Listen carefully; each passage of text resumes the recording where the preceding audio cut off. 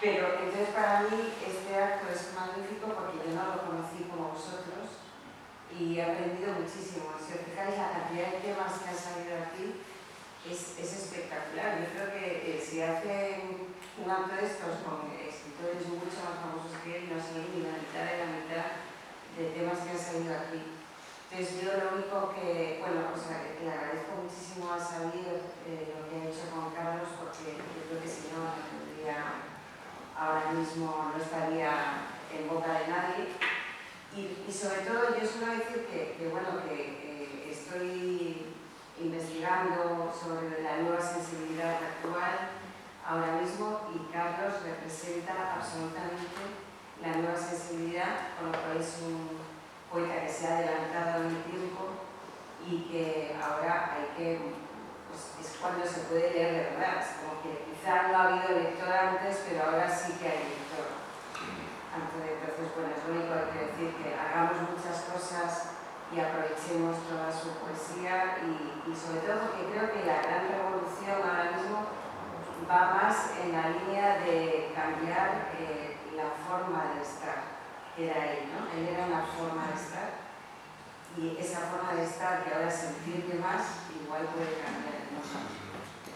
Hay una cuestión clave que él hace explícita, que es que el patrimonio más importante que tenemos son los 5 sentidos, lo que se llama habitualmente los 5 sentidos, y el arte, la poesía desde luego, sería un sexto sentido, ¿no? Porque está jugando con todos nosotros, como planteaba el romanticismo y el simbolismo que tanto le interesaba a Rosa, ¿no? Es como el desorden de los sentidos, que también decía otra frase famosa, gran poeta francés. Entonces, ese patrimonio es el que ahora, y las nuevas generaciones, que es el público de Carlos, porque en Carlos en los recitales siempre había adolescentes permanentemente en las primeras exposiciones, ¿no? Le pasa eso al grupo de rock Siniestro Botán, ¿no? O sea, eso le pasa a gente que tiene de alguna manera un mensaje positivo con relación al futuro, ¿no? Efecto esperanza, ¿no?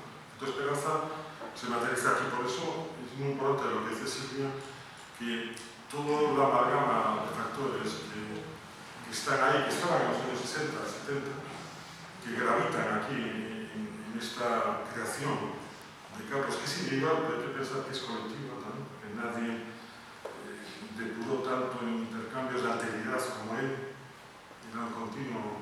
Me pasaba por la calle, pero digo, a lo mejor un día se han dado a 100 personas. No digo que tomara café con esas 100 personas, que es posible, ¿no? Pero sí que hay una... Y luego el Carlos I, que se hace esa catarata de improperios, realmente de maldiciones casi, ¿no? Una vez que eso que era al principio, luego ya venía Joder, Enrique, venía todos los grandes poetas, como comentábamos en Arco, que tanto lo más lo comentaba, venía todo ese gran mundo que era el modelo, te sacaba un pequeño recorte de Brancusi. Te decía cosas increíbles, el Brancusi, el taller de Brancusi, cómo andaba Brancusi. Y dice, bueno, este hombre como un sitio que sienta cómo andaba Brancusi, ¿no? Entonces, siempre estamos hablando de referentes estilizados, de ese metafísicos, que es una palabra que no salió, que de alguna manera tiene que salir de aquí, y que es ese umbral entre la materia, los sentidos, lo cósmico, una dimensión que estaba muy presente en Ibiza en aquellos años, que en la medalla de oro estuvimos precisamente con periodistas de Ibiza que estaban, y luego hicieron entrevistas, y por eso yo creo que el acto de hoy hasta podría ser recogido por escrito, y aquí tenemos un editor posible, ¿no? Nos falta algo muy importante para cerrar este encuentro, este pequeño homenaje de hoy, que es quizá lo más difícil. Yo lo que no veo a Carlos es en el rol de padre. Lo veo un poeta a la intemperie, como fue la vida intempestiva, difícil y con mucha protección, pero poco apoyo político y poco apoyo económico y esa soledad también, que de alguna manera él buscó ese ámbito poético de soledad y de alquimia, de los sentidos de depuración y de que lo consiguió realmente. Yo creo que es un clásico, un clásico de la modernidad. Lo que hablamos de los autores Brancusi, estamos hablando lo mismo, eso desde Eva Mendoza nos vamos a encargar también de iniciar lo que es la traducción a otras lenguas, ¿no? No es normal que los gallegos o en España mantengamos un secreto tan irradiante, ¿no? Pues hay que darle luz a esto. Y da luz de una manera, a mí tampoco como este acto, no se trata de que haya multitudes, y por eso elegimos este óvalo, este tete-a-tete también con los claroscuros dramáticos de Goya, que me gustaría mucho sacar, y esa fascinación que tenía por el arquitecto sólido y ecléctico, que es Antonio Palacio, ¿no? Porque él aquí se encontraba todos los recitales aquí maravillosos, quizá nunca tuvo un espacio tan magnético, tan aristocrático. En la espalda tenéis los carnavales. Bueno, aquí están los carnavales. Yo creo que le encajaría muy bien también. Y lo del carnaval, muchas gracias, porque para mí la revuelta que representa el carnaval por relación al poder y el mensaje último de Dios es totalmente antipoder, que es el lenguaje heterodoxo de la poesía que reinventa la propia gramática y la distorsión, y es un lenguaje antipoder. Pero bueno, estamos hablando de un rol difícil que no sé si cumplió del todo, que es el rol de padre, y aquí tenemos a Marina. Sí, a mí me gustaría, Marina, antes de terminar este día, primero deciros que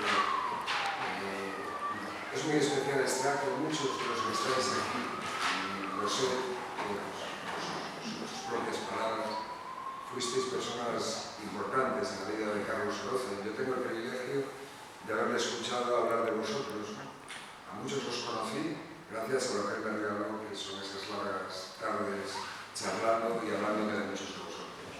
Eso es un privilegio. Yo soy una casualidad nada más, antes de alusión a la forma en que Carlos terminó sus últimos años. Yo soy solamente pues eso, una casualidad de la vida de Carlos. Se merecía, como gran poeta como fue y como gran persona, gallego universal, que su final de etapa aquí en este mundo fuera como fue, con tranquilidad, con sosiego, haciendo lo que efectivamente quería. Y para mí, yo me siento y me sentiré siempre pagado y reconocido, solo con el hecho de que hoy estéis aquí, de que tengamos a Marina con nosotros, de que esté gente como Luceba, que la tenemos ahí sentada y que también trató mucho a Carlos Oroza y disfrutó de él en los últimos años.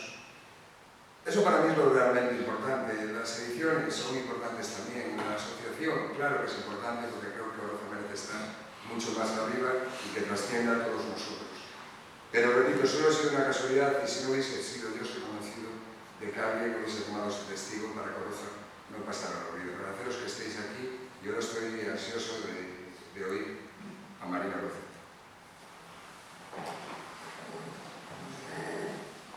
Bueno, voy a leer el epílogo de mi último libro de poemas, que se titula Decir y que saldrá a la luz en la editorial Aurora.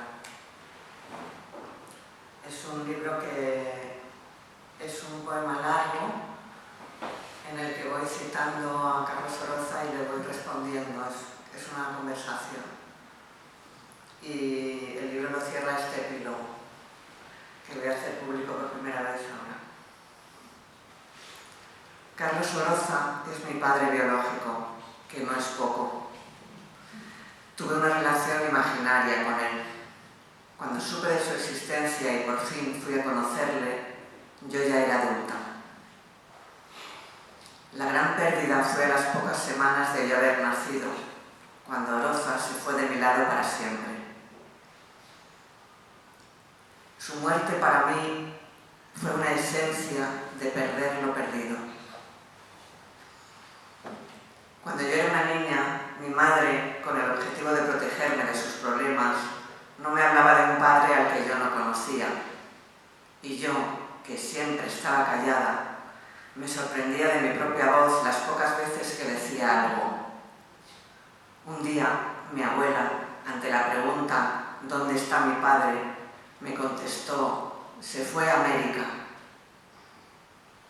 Desde entonces, el resto de mi infancia, fantaseaba con que un hombre con traje negro y corbata se acercaba a mí en el autobús, en un semáforo antes de cruzar la calle, y me preguntaba: ¿te llamas Marina? Y era él. En aquel entonces, allá en los años 60, En España no existía el divorcio. Los niños me rodeaban en el colegio preguntando si era cierto que yo no tenía padre. A lo que respondía en silencio con una mirada de incipiente mujer fatal. Pasé la adolescencia en Barcelona. Escribía poemas. Solía bajar y subir las Ramblas como si estuviera ausente. Alguien dijo que en lugar de andar me desplazaba por el aire a unos centímetros del suelo.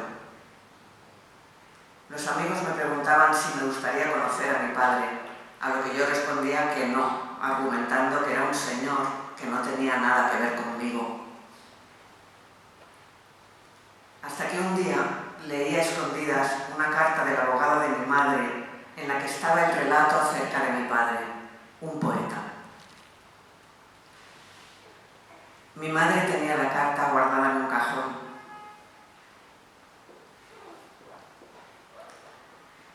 Más tarde me formé como actriz. Fue el impulso vital enfocado de manera terapéutica debido a mi extremada timidez. Tenía la imperiosa necesidad de ponerme en la piel de otros, vivir otras vidas para expresar emociones. Empecé a hacer viajes a Madrid y a trabajar profesionalmente. Un productor me preguntó que por qué quería ser actriz y yo le contesté que tenía muchas cosas que decir. Recuerdo su mirada desconcertada y recuerdo también cómo se iba llenando de energía mi presencia. Por fin iba a existir. En aquella época en que trabajaba como actriz, llegaron a mí innumerables señales, azares, coincidencias acerca de mi padre biológico. Una revista literaria que hablaba de él, un amigo escritor que conocía su obra, comentarios inquietantes sobre su persona, algunos poemas suyos en mis manos que no podía leer del todo. Nunca he podido leerlo porque me mareaba. La evidencia de que en efecto mi supuesto padre biológico tenía tanto que ver conmigo hizo que empezara a buscarlo.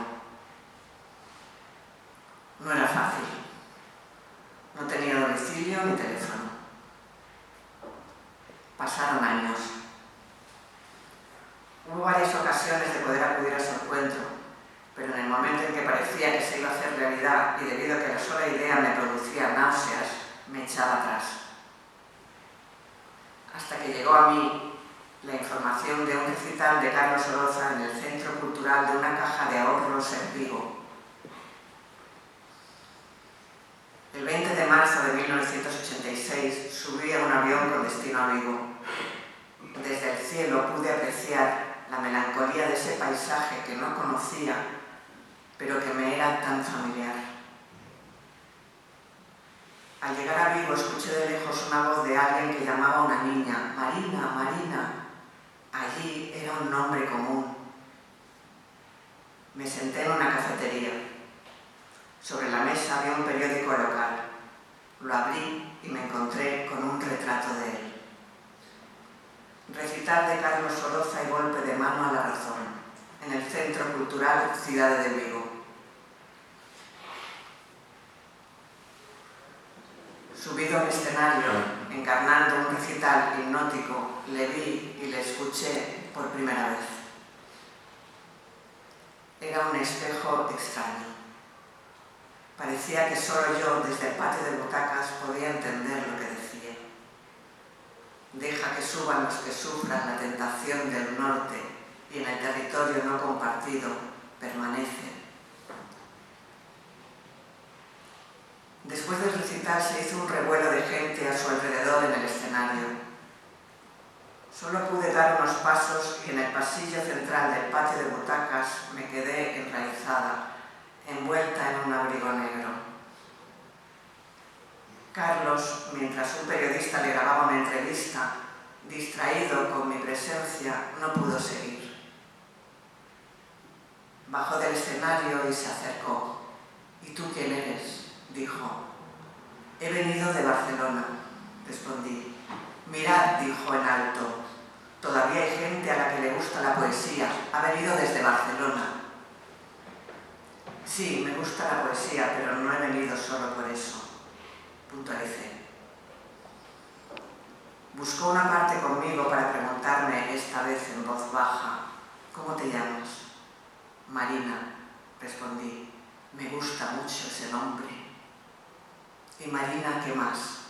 Inquieta y tímida le contesté, es que no quiero decírtelo. Y él dijo, es un secreto de los dos, ¿verdad? Fuimos a tomar algo con sus admiradores. Hubo un momento en que le susurré, me gustaría gritar que eres mi padre. A lo que respondió, déjame ser libre.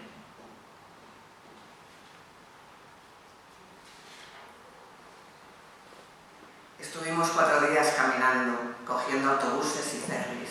4 días hablando y callando en clave poética, compartiendo un estar intenso y mirándonos con los mismos ojos repetidos. Solo había algo en lo que no encajábamos, su preciso resentimiento con el mundo y mi divergente ingenuidad de otro mundo. Me enseñó la casa abandonada donde a veces pasaba la noche. Su manera de vivir, renunciando a todo, me produjo un gran respeto. Allí, en la casa abandonada, me sentí atraída por él. Pero fue más fuerte el impulso de rechazo. Su olor corporal me era tan familiar. Habló de la fuerza de la sangre y de la raza.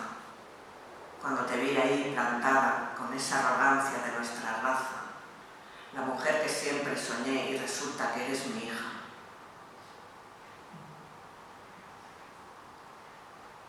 Le mostré algún poema. Hubo un momento en que dijo, bueno, ya no hace falta que lo haga yo. Le gustaba la idea de que yo fuera bailarina o una Anna Magnani con mirada de extraterrestre. Nos despedimos una noche bajo la luz de una farola de Vigo. Has venido a desmitificarme, dijo. ¿Qué? Dije, lo había oído, pero no lo había entendido. Y él respondió, nada, son cosas que me digo a mí mismo. Después de una larga pausa dijo, esta es tu historia.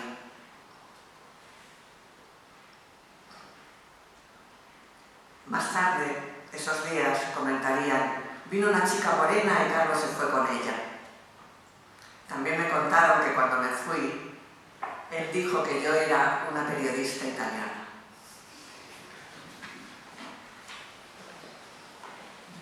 Al volver a Barcelona, mi cuerpo había cambiado. Me había hecho mujer en 4 días que habían transcurrido como 4 meses. Empecé a hacer extraños recitales. Publiqué 2 libros y tuve un hijo. El segundo y último encuentro con Carlos sucedió en el backstage del Palau de la Música de Barcelona en la primavera del 2004. Me miraba y cuando me acerqué a darle 2 besos, giró el rostro para dármelo en los labios. ¿Cómo te llamabas? Marina, ¿no? A lo que respondí con cara de si te parece, me llamo Margarita, sí.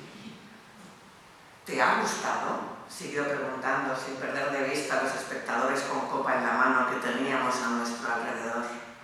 Respondí que sí. Y cuando le dije que yo también había actuado justo antes en otra sala, miró para otro lado visiblemente molesto. Seguimos hablando con unos y otros sin perdernos de vista, cada uno por su lado hasta que me pidió fuego. Me despedí y cuando ya me había alejado unos 5 metros gritó, ¿recuerdos a tu madre? Le miré por encima del hombro con una sonrisa escéptica y me fui. Su muerte iluminó una leyenda, un mito de muchos.